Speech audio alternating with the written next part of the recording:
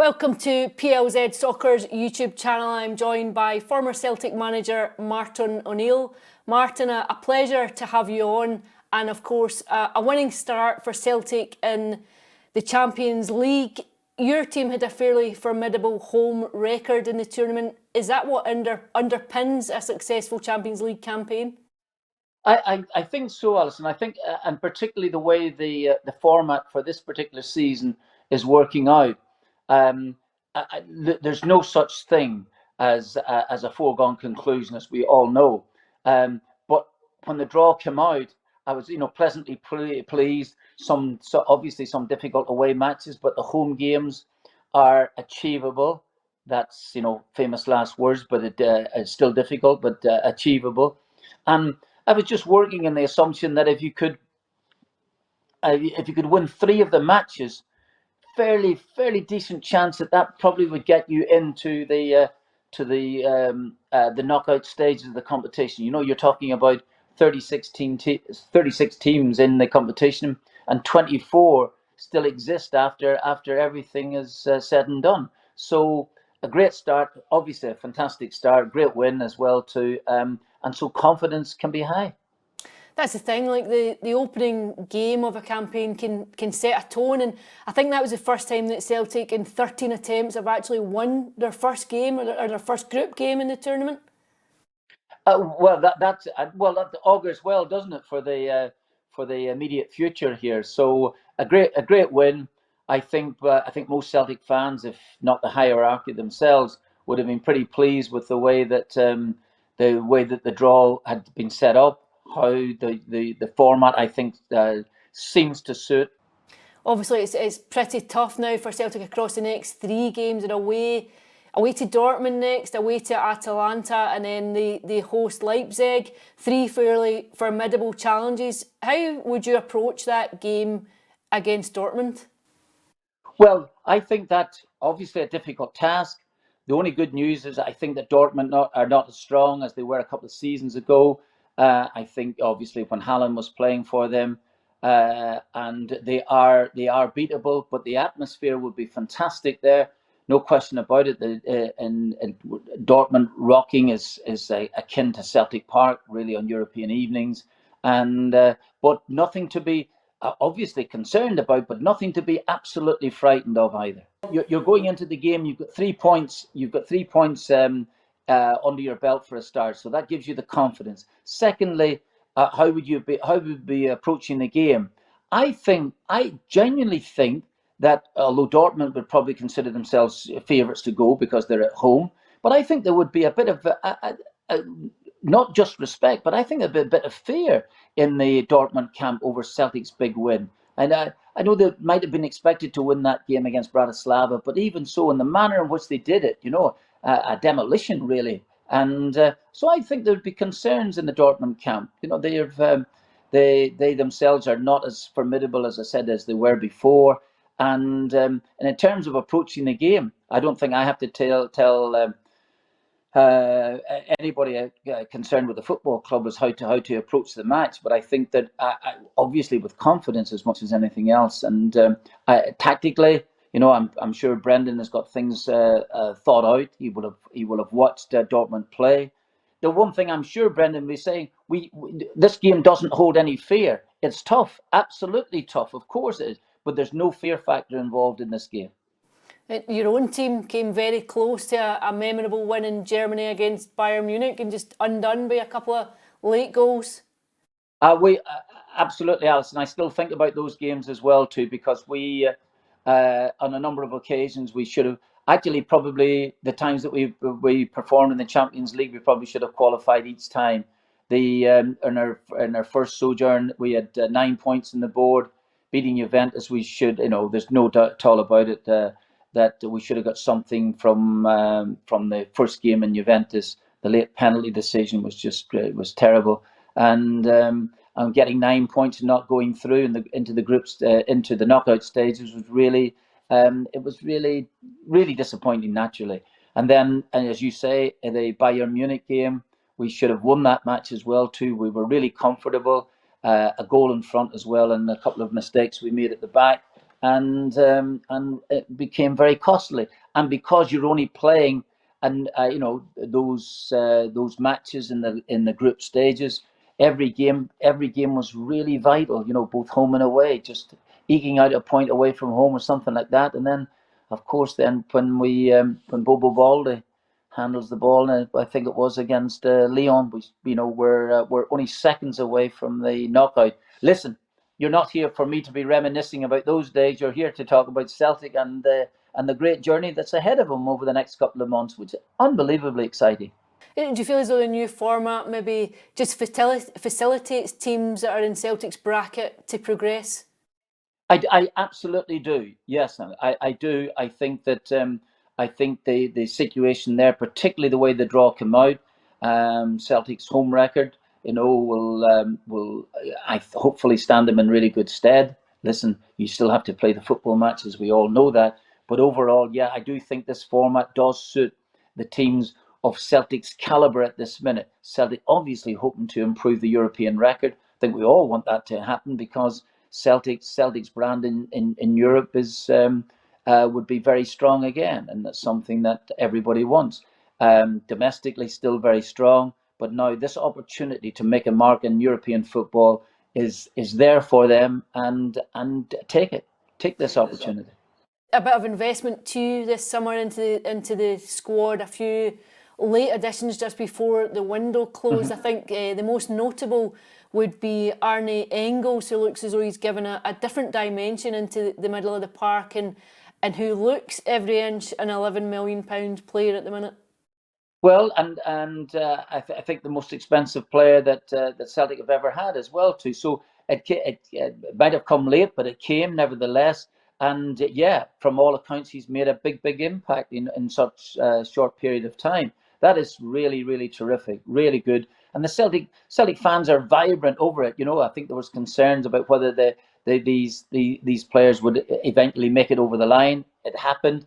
A big boost. And sometimes it becomes an even bigger boost, Alison, when you actually manage it so close to transfer deadline as well too. So obviously there's a sigh of relief from everybody concerned, but it's great as well too. And this boost that you're looking for some new players, some new blood coming in, something to boost the team both domestically and, as I said too, in European football. Yeah, just really exciting days I think ahead, which is terrific. As a manager, when you see a player that you bring in make an impact immediately in a game, like coming in and scoring, willing to take the penalty against Hearts, scoring successive penalties, did you always feel as though that helped a player settle very quickly? Just been important in the fundamentals of the first few weeks at a new club and in a new culture and in a new playing style? Absolutely. I think if you have had an influence in the player coming, and now the game has changed somewhat. I don't know. This Brendan may have had a big influence in the player coming, or asked for this particular player. I'm sure he probably did. That's great.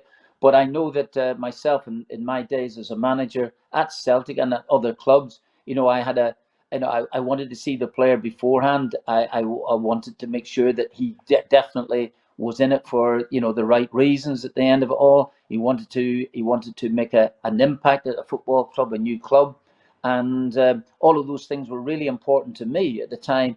But it is particularly pleasing if the player that you have been looking for does arrive at the football club and starts to do well.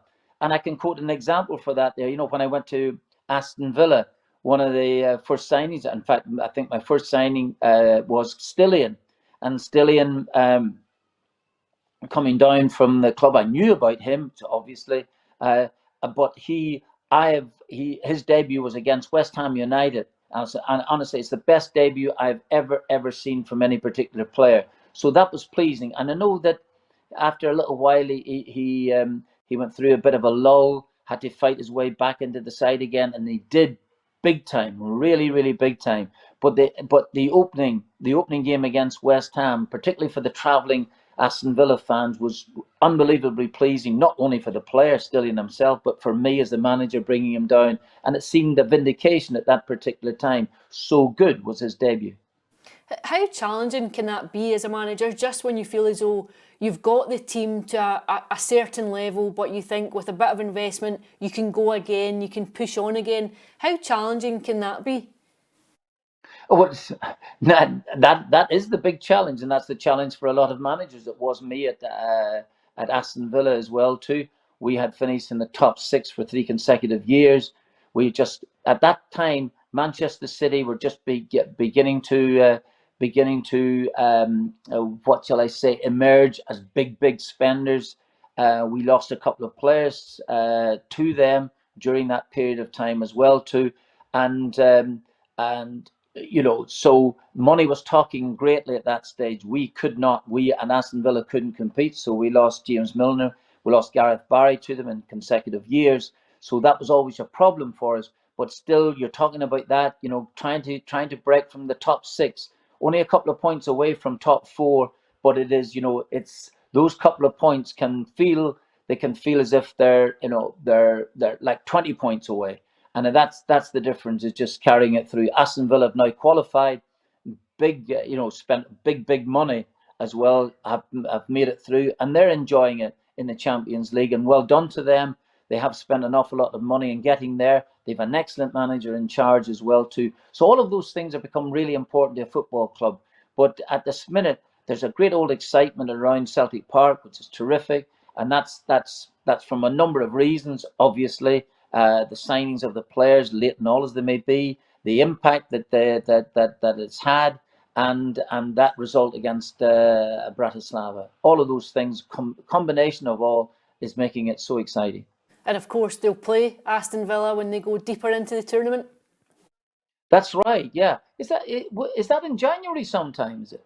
I think that's the last game. So yeah, I think that's in Is January. it? All right. Okay. Well, hopefully they'll not need anything by that time, and everything is okay. But I don't know. Listen, you tell me. You're close to everything that's happening in the city.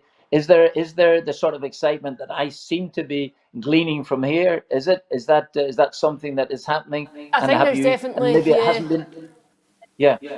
And I think and there's definitely an optimism around it on the part of Celtic fans. I think it was there from when the draw was made, and they felt as though the draw had been quite kind to them in terms of what it could have been. I think they felt fairly optimistic. And then, of course, when you kick off with a 5-1 win, I think it does garner a bit of optimism among the support. Whether or not that's well placed or not will bear out over the next couple of months. But the game against Aston Villa is quite interesting in terms of you have a Scotland-England rival, just an added layer of intrigue to the game. You obviously had big games against Liverpool and against Blackburn Rovers in the UEFA Cup and in that run to Seville. But do you feel as though the Scotland-England thing does add a different dimension to it? Of course it does. We always feel as if we're trying to prove ourselves against the English teams as well too. And particularly the results that we got in that UEFA Cup run against Blackburn Rovers, are not the Blackburn Rovers of today. They're not a Championship side. In fact, they were an excellent Premier League team run by Graham Souness, and they were excellent, an excellent side. They were just in the top 6 or 7 teams in England at the time, and a very strong Premier League. And so for us to get the better of them was great. But eventually, I think the matches that we had and the victory over Liverpool showed that we could compete, not compete, but could actually win against them. And that was big. Really was big, because you always felt as if you were fighting for Scottish football as well as your club, of course. And I think that victory anyway was something particularly special against Liverpool, who you don't have to describe Liverpool to anybody at all. So really terrific, absolutely. But you're right, absolutely right, Alison. It's you feel as if it's the England Scotland thing again, and then people start to make what shall I say, a lot out of maybe over 2 matches, particularly if the Scottish side are beaten in the games. So those things are still very important to everybody north of the border, and why not? You think Villa Park will be taken by surprise by the amount of Celtic fans who'll head down for that one? Yeah, well, if the allocations are, and I just don't know this now, I have not been involved in the European scene for a while, but if the allocations are half as big as they were when we travelled down to Blackburn and Liverpool, respectively, I think then they're in for a treat, and they're in for a bit of a shock as well too. So if they see that they end behind one of the goals is full of Celtic fans, that would be terrific. If it's anything like the atmosphere that was that we had at Ewood Park and that obviously at Anfield, it'll be special. You always reference the fact that you felt as though in European football Celtic had to really punch above their weight. In order to do that, particularly when you're on the road and going into big away games, do you need big characters within your dressing room? Of course, of course. And the one thing about it is that I had plenty. I inherited some very big characters, and I brought some big characters into the football club.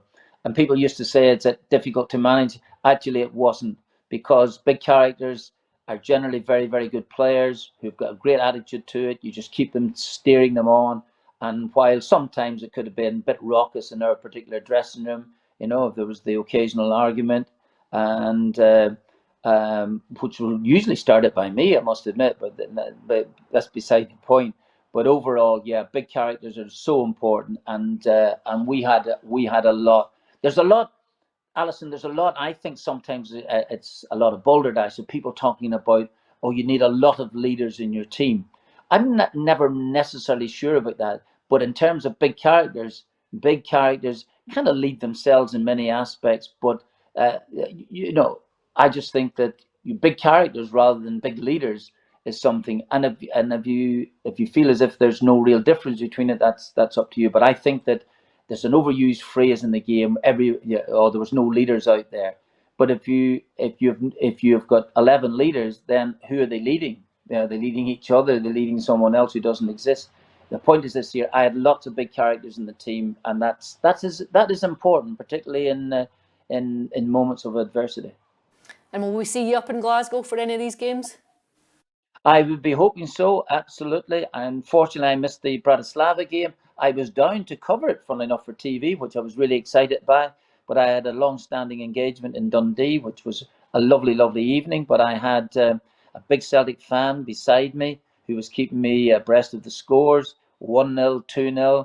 And even he said, well, I think 2-0, that can be enough. And of course, he's every 6 or 7 minutes, he's giving me the score while I'm so it was a really enjoyable evening in every aspect in Dundee, and obviously coming out of that at the end and finding out that Celtic had swarmed all over Bratislava, that was terrific news. Martin, it's a pleasure to have you on. Thank you for joining us as always, and don't forget you'll get all the breaking news on PLZ Soccer. Thank you, Martin. No problem, Alison. Okay.